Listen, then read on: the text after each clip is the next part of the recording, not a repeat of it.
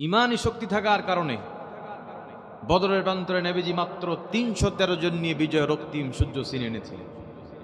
ইমানি শক্তি থাকার কারণে উহুদ প্রান্তরে বিজয় হয়েছে, মুতার প্রান্তরে বিজয় হয়েছে, খাইবার প্রান্তরে বিজয় হয়েছে, খন্দক প্রান্তরে বিজয় হয়েছে।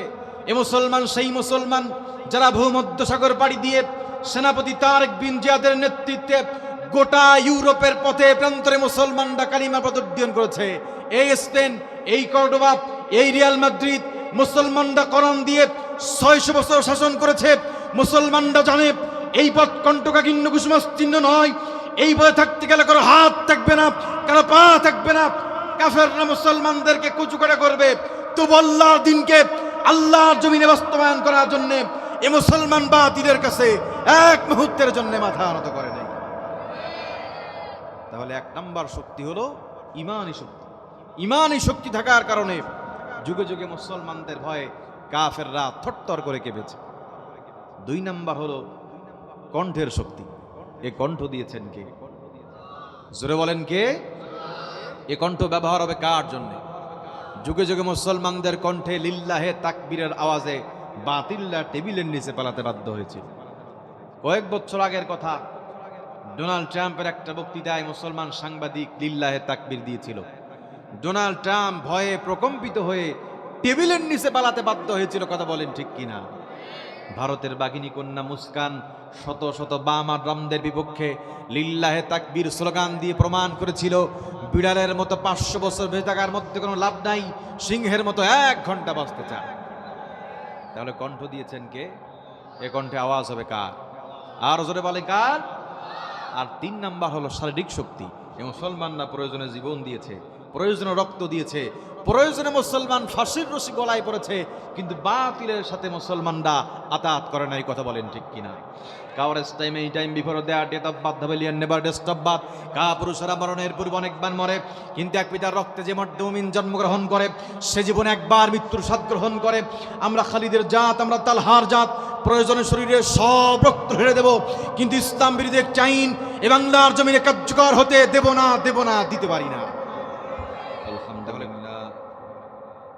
আলহামদুলিল্লাহি আলিয়্যিদ যাতি আযীমিস সিফাতি সামিউস সিমাতি কবীরিশ শান জলিলুল কদরি রফিউদ যিকরি মুতাঈল আমরি জলিলুল বুরহান الذي خلق كل شيء زوجين وأوجب علينا الإحسان بالوالدين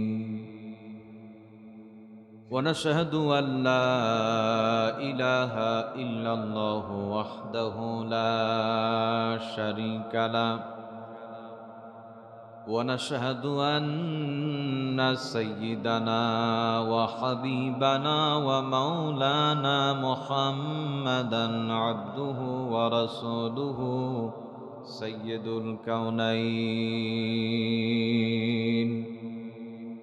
ليلا ونهارا في الطرفين. فقد قال الله تعالى في كلامه المجيد وبرهانه التوحيد. সকলে আমার সাথে জবান ছেড়ে দিয়ে পড়ুন আউযু বিল্লাহি মিনাশ শাইতানির রাজীম বিসমিল্লাহির রহমানির রহিম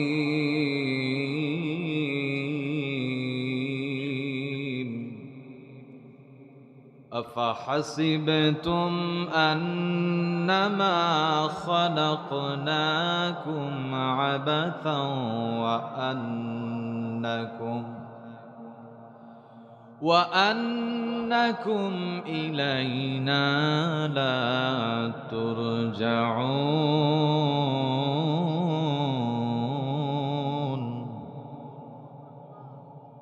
وقال النبي صلى الله عليه وسلم عن أبي هريرة رضي الله تعالى عنه قال قال رسول الله صلى الله عليه وسلم أكثروا ذكر هذه من لذات الموت أو كما قال النبي عليه الصلاة والسلام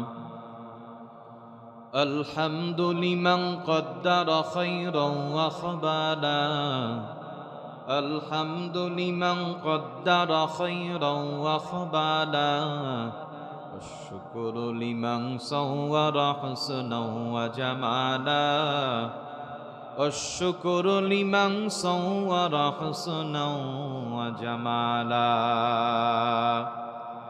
فرد صمد عن صفة الخلق بري فرد صمد عن صفة الخلق بري رب عجلي خلق الخلق كمالا رب عجلي خلق الخلق كمالا لا ضد ولا ند ولا حد لمولى لا ضد ولا ند ولا حد لمولى الآن كما كان ولم يلق زوالا الآن كما كان ولم يلق زوالا কোরআনুল কারীমে একটি আয়াত কারিমা তেলাওয়াত করেছি। নবীজির অগণিত হাদিস থেকে একখানা স্বর্ণের টুকরা হাদিস পাঠ করেছি। আল্লাহ তাআলা আয়াতের মধ্যে বলেন আফা হাসিবিতুম আন্নামা খলাকনাকুম আবাসাও ওয়া আন্নাকুম ইলাইনা লা তুরজাউন। মানুষ কি মনে করেছে তাদেরকে অযথা অনর্থক সৃষ্টি করা হয়েছে? মানুষকে কি অনর্থক অযথা আল্লাহ পাক সৃষ্টি করেছেন? জোরে বলেন। আল্লাহ তাআলা বলেন ওয়ামা খালাকতুল জিন্না ওয়াল ইনসা ইল্লা লিয়াবুদুন। আল্লাহ তাআলা বলেন আমি মানুষ এবং জিন জাতিকে শুধুমাত্র কেবলমাত্র আমার গোলামি করার জন্যে, আমার বন্দেগী করার জন্যে দুনিয়াতে প্রেরণ করেছি।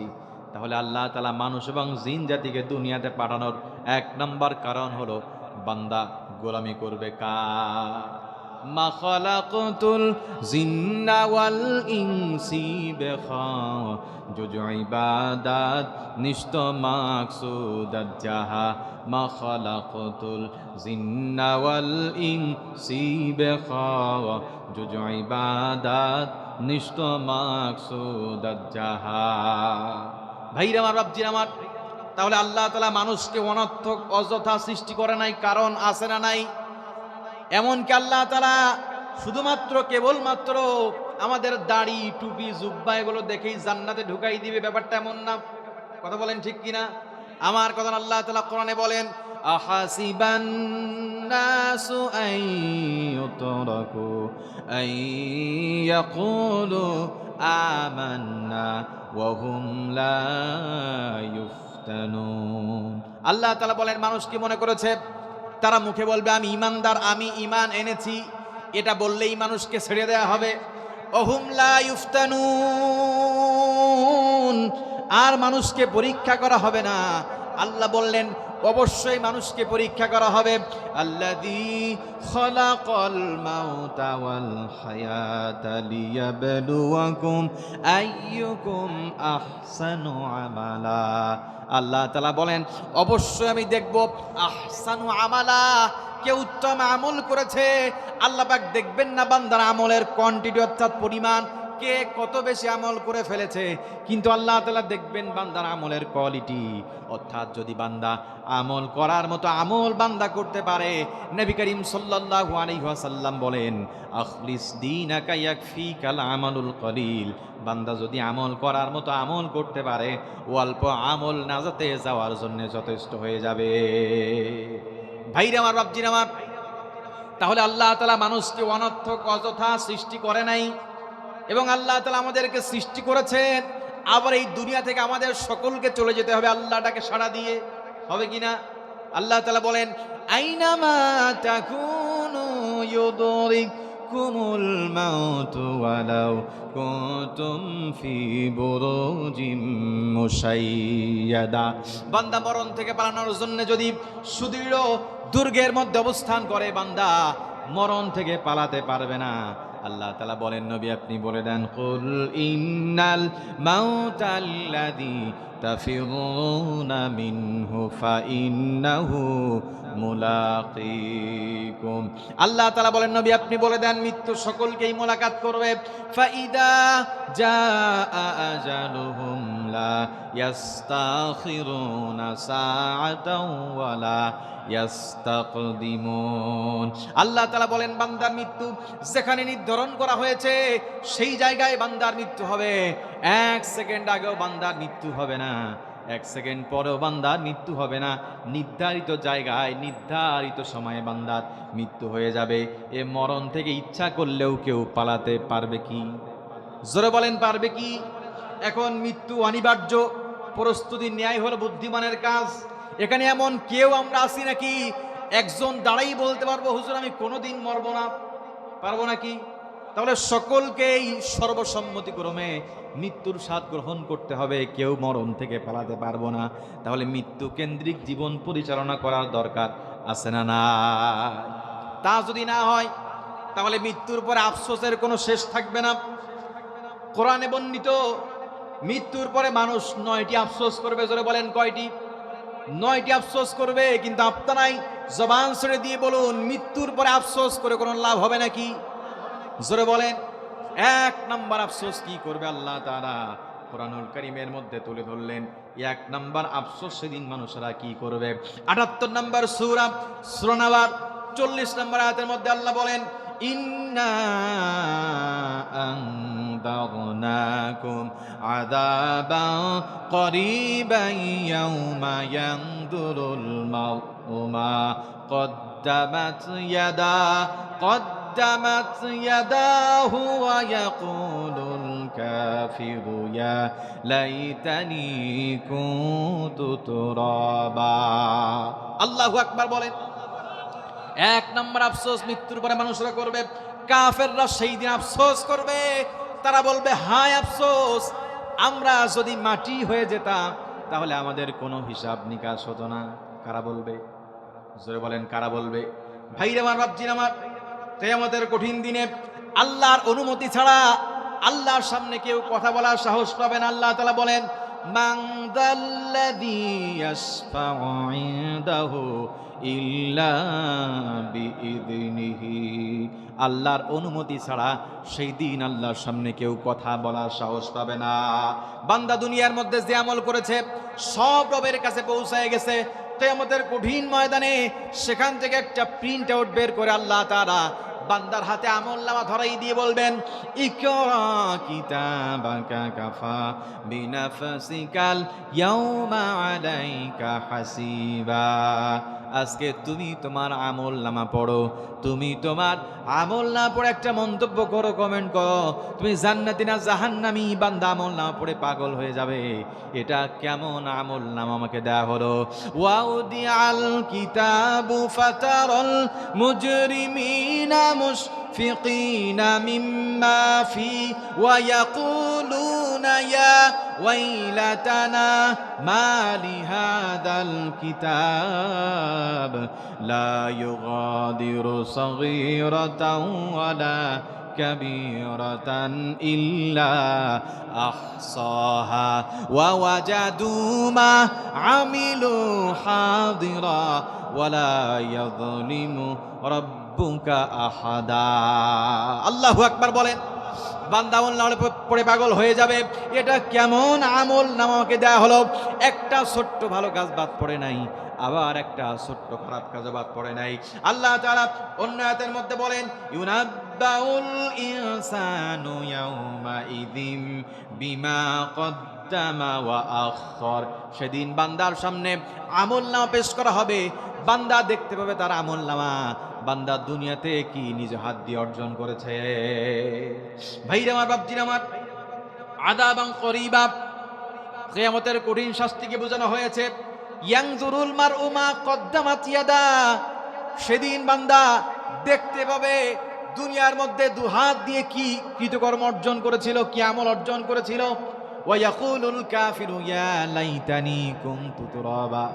হযরতে আব্দুল্লাহ ইবনে ওমর রাদিয়াল্লাহু তাআলা থেকে বর্ণিত, তিনি বলেন কিয়ামতের কঠিন ময়দানে আল্লাহ তাআলা দুনিয়াতে যেই শিং-বিষ্ট ছাগল অন্য কোনো শিং-বিষ্ট ছাগলকে আঘাত করে ক্ষতি করেছিল, তার থেকে সেই দিন প্রতিশোধ গ্রহণ করাবেন। প্রতিশোধ গ্রহণ করানোর পর্ব যেই মাত্র শেষ হয়ে যাবে, আল্লাহ তাআলা তাদেরকে হুকুম দিবেন তোমরা আজকে মাটি হয়ে যাও। এই দৃশ্য দেখে কাফেররা আফসোস করবে, আকাঙ্ক্ষা করবে, হায় আফসোস, আমরা যদি এদের মতো মাটি হয়ে যেতাম তাহলে আজকে আমাদের আর কোনো হিসাব নিকাশ হতো না। কিন্তু সেই দিন আফসোস করে কোনো লাভ হবে নাকি? জোরে বলেন হবে। তাহলে কিসের এত দাপট, কিসের এত বড়াই দুনিয়াতে আমরা দেখাই? আল্লাহ তাআলা আমাদেরকে ক্ষমতা দিয়েছেন, আজকে ক্ষমতা দিয়ে আমরা ক্ষমতার সদ্ব্যবহার করতে পারি না, ক্ষমতার অপব্যবহার করি। আল্লাহ তাআলা সেই দিন ডাক দিয়ে বলবেন লিমানিল মুলকুল ইয়াউম, আজকে রাজত্ব কার? কেউ জবাব দেওয়ার সাহস পাবে না। আল্লাহ তাআলা নিজেই বলবেন লিল্লাহিল ওয়াহিদিল কাহ্হার, আজকে রাজত্ব একমাত্র যার, জবান ছেড়ে দিয়ে বলুন তিনি কে। ভাইরা আমার, বাপজিরা আমার, আল্লাহ তাআলা কোরআনুল কারীমের মধ্যে বলেন ইয়া মা'শারাল জিন্নি ওয়াল ইনসি ইনিস্তাতা'তুম আন তাফযু মিন আকতারিস সামাওয়াত মিন আকতারিস সামাওয়াতি ওয়াল আরদি ফানফুযু লা তানফুযুনা ইল্লা বিসুলতান। আল্লাহ তাআলা বলেন মানুষ এবং জিন জাতি তোমরা একত্রিত হয়ে, মানুষ এবং জিন জাতি তোমরা একত্রিত হয়ে আল্লাহ দেওয়া নাজ নিয়ামত ভক্ষণ করে তোমরা আল্লাহ নাফরমানি করো। আল্লাহ নাফরমানি করতে যদি তোমাদের ইচ্ছা হয় তাহলে তোমরা আমার সীমানা থেকে তোমরা বের হয়ে গিয়ে আল্লাহ নাফরমানি করো। কিন্তু আল্লাহ তাআলা পরের অংশে বলেন আমার দেয়া শক্তি ছাড়া কোশ্চিনকালে তোমরা তো বের হতে পারবে না। আল্লাহর দেয়া শক্তি ছাড়া তার সীমানা থেকে বের হওয়া সম্ভব? জোরে বলেন সম্ভব? ও তুই এই দুনিয়ার মায়াই পড়ে করছো কত বাহানা, এই যে নয় তোর আসল বাড়ি, কবর যে তোর আসল ঠিকানা, এই যে নয় তোর আসল বাড়ি, কবর যে তোর আসল ঠিকানা। ভাই বেরাদার যারাই ছিল একে একে সব হারালো, ভাই বেরাদার যারাই ছিল একে একে সব হারালো, তুমি আমি কেউ রব না, তুমি আমি কেউ রব না, দিতে হবে রওয়ানা, এই যে নয় তোর আসল বাড়ি, কবর যে তোর আসল ঠিকানা, এই যে নয় তোর আসল বাড়ি, কবর যে তোর আসল ঠিকানা। ও তুই এই দুনিয়ার মায়াই পড়ে করছো কত বাহানা,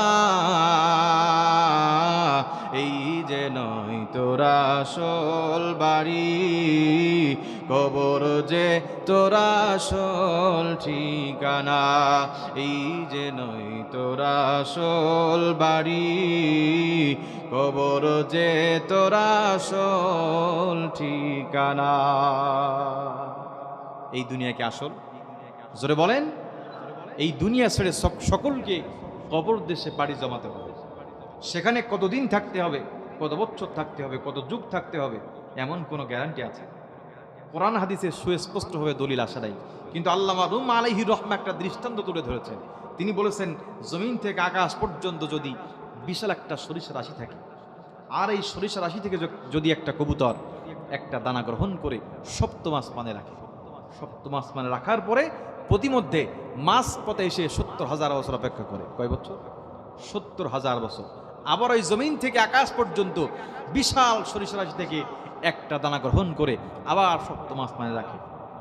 আবার প্রতিমধ্যে মাঝ পথে এসে 70,000 বছর অপেক্ষা করে, আবার একটা দানা গ্রহণ করে আবার সপ্তম আসমানে রাখে। এমন করতে করতে জমিন থেকে আকাশ পর্যন্ত বিশাল সরিষারাশি শেষ হবে, কিন্তু আখিরাতের জিন্দেগানি কশ্চিনকালে শেষ হবে।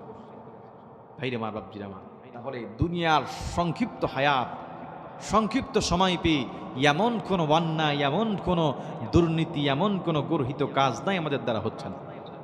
মাঝে মাঝে আমার মনে হয় আমরা যেই পরিমাণ অপরাধ করি, আমাদের দ্বারা যেই পরিমাণ অপরাধ হয়, আল্লাহ রাসূল যদি আমাদের জন্য দোয়া না করতেন যে আল্লাহ অন্যান্য নবীদের উম্মতদেরকে যেমন তাদের নাফরমানি করার কারণে পাথর নিক্ষেপ করে বিভিন্নভাবে ভূমিকম্প দিয়ে ধ্বংস করেছো, আমার উম্মতকে যেন ওইভাবে ধ্বংস করে দিও না। রাসূল যদি দোয়া না করতেন তাহলে কবেই আমরা ধ্বংস হয়ে যেতাম। কথা বলেন?